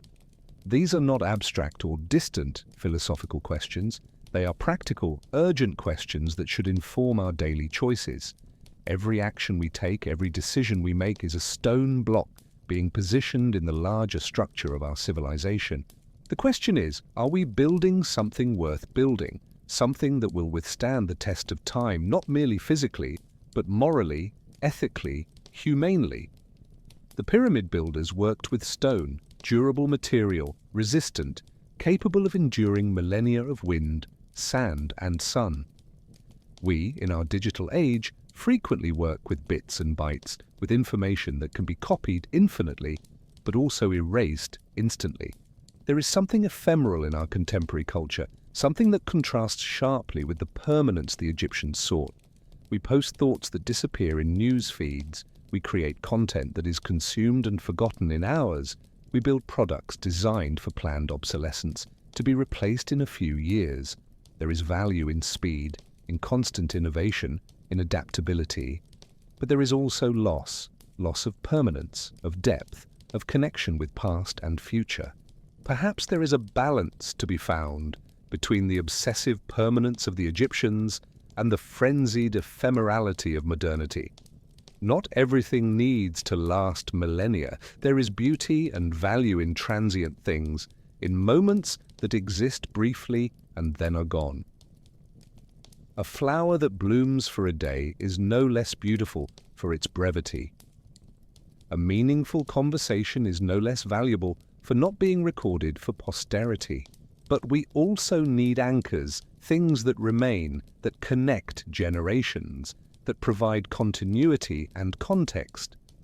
We need our own pyramids, not necessarily of stone, but of values, knowledge, institutions, stories that are preserved and transmitted, that tell future generations, this mattered to us, this is who we were, this is what we believed worth preserving. There is also something to reflect on about the nature of work itself. The pyramid builders spent their days in intense physical labor, moving stone, dragging sledges, climbing ramps. It was work that left the body exhausted, that caused pain and injury, that shortened lives, but it was also tangible work with visible results. At the end of each day, the pyramid was slightly higher. There was concrete, measurable, undeniable progress. There is profound satisfaction in this kind of work, the ability to point to something and say, "I did that, my hands created that, this exists because of my effort." Much modern work, especially in developed economies, is abstract. We move information, not stones. We create documents, not monuments. We participate in meetings, send emails, manage processes. It is important work, certainly, but it often lacks that tangibility, that direct connection between effort and visible result. It is easy to reach the end of a workday and feel nothing was really accomplished, that you were busy but not productive, active but not effective. This disconnection between effort and tangible result can be profoundly unsatisfying, can contribute to feelings of meaninglessness and alienation so prevalent in modern work environments. Perhaps there is something to learn here about the importance of creating opportunities for tangible work, for projects where results are visible and concrete. This does not mean everyone needs to become stonemasons or carpenters, though certainly there is value in manual work and practical skills our culture often undervalues, but it means finding ways, even in abstract work, to create tangible milestones, to make progress visible, to connect daily effort to concrete results. It means breaking large abstract projects into smaller, more tangible components. It means celebrating completions, not merely processes. It means creating opportunities for people to see the impact of their work, to feel that profound satisfaction of pointing to something and saying, "I contributed to this." And then there is the question of community. The pyramid builders did not work in isolation. They worked in teams, in villages, in a dense network of social relationships. They knew the people beside them, shared meals, told stories, supported one another through difficulties. The work was arduous, but it was shared, and there was comfort in that. There was collective identity. We are the team of the mighty boat, and we are the best. That provided sense of belonging and purpose. There were shared rituals, community celebrations, collective experiences that created bonds transcending the work itself. Contrast this with the atomization of much modern work. People working alone at home, connected digitally but isolated physically. Teams distributed globally who never meet in person. Interactions mediated by screens, where nuances of body language and direct human connection are lost. There are benefits, certainly. Flexibility, efficiency, access to global talent. But there are also costs, loss of community, of casual connection, of unplanned moments of collaboration and camaraderie that happen when people share physical space. There is loneliness, isolation, feeling disconnected not only from colleagues but from any meaningful community. The pyramids remind us that humans are social animals, that we thrive in community, that we need connection and belonging as much as we need food and shelter. Any work structure that ignores this, that treats people as isolated units of productivity, is denying something fundamental about human nature. This does not mean that remote or distributed work is inherently problematic, but it means we must be intentional about creating opportunities for connection, for building community, for shared experiences that create bonds between people. We need our own versions of communal meals, festivals, rhythmic chants that transformed individual work into collective experience. There is also necessary reflection on power and hierarchy. The pyramids were built in a deeply hierarchical society where the pharaohs stood at the top, considered divine, and masses of workers were at the base. It was not democracy, not equality, but within this hierarchical structure there were also elements of mobility, of meritocracy, of recognition of skill and effort. There were justice systems, imperfect but existing. There were attempts to care for workers, to ensure fair treatment, to hear grievances. It was not perfect, far from it, but neither was it pure tyranny or unlimited exploitation. Our own societies struggle with questions of hierarchy and power. We proclaim equality but live with massive inequalities of wealth, opportunity, and power. We have democratic systems, but often feel our voices are not heard, that decisions are made by distant elites who do not understand or care about our lives. We have laws and rights, but their application is often unequal, favoring those with resources and connections. The pyramids do not offer solutions to these problems. They were built in a very different context, but they remind us that questions of how to organize societies, how to distribute power, how to balance authority with justice are eternal. Each generation must grapple with these questions again, find their own balances, create their own structures that attempt to honor both the need for order and coordination and the need for justice and human dignity. And finally, there is the most personal and intimate reflection of all. What does it mean to live a life well lived? The pyramid builders did not have the choices many of us have. Their lives were largely determined by birth, by season, by necessity. They did not choose careers from infinite options. They did what their circumstances required. But within these limitations, they still made choices about how to live, what kind of people to be, how to treat one another, how to find meaning and satisfaction in difficult circumstances. Some certainly lived with resentment and bitterness, feeling trapped, exploited, hopeless. But others, we can imagine, found ways to create meaningful lives even within severe limitations. They found pride in mastered skills, satisfaction in work well done, joy in relationships with family and friends, comfort in religious beliefs, hope that their children would have better lives. They laughed, loved, dreamed, found moments of beauty and joy even amid difficulty. Because that is what humans do. We find ways to live, to create meaning, to experience joy, even in circumstances that seem designed to crush the spirit. We, with all our material advantages and freedoms, face our own challenges in living well. We have more choices, but this can be paralyzing. Anxiety over choosing wrong, wasting opportunities, failing to live up to potential. We have more material comfort, but often less community connection and spiritual certainty. We have more information, but often less wisdom. We have longer lives, but not necessarily more meaningful ones. The pyramids do not tell us how to live. They are silent stones, not oracles, but they invite us to reflect on these questions, to consider what really matters, what is worth preserving, what we want to remain when we have departed. Perhaps the most profound lesson of the pyramids is simply this, that it is worth trying, it is worth dreaming big, working hard, persisting through difficulties, contributing to something greater than ourselves. Not everything we build will last millennia, most will not.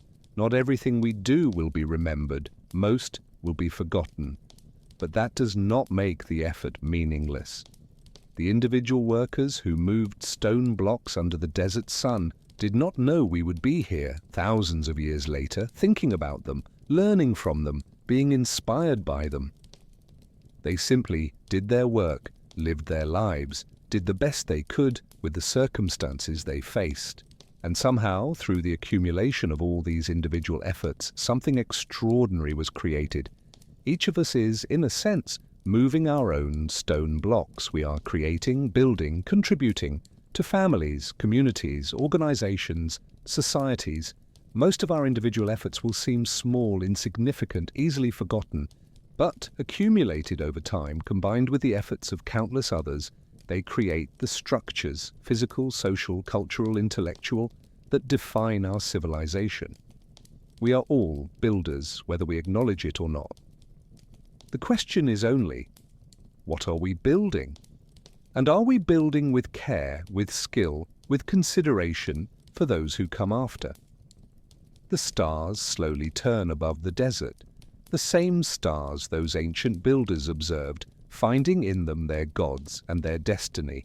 The night deepens, and the silence becomes even more profound, a silence that contains within it all the sounds that have ever echoed through this place, the chants of workers, the commands of supervisors, the impact of stone against stone, the laughter of children playing in villages, the prayers of priests, the laments of the bereaved.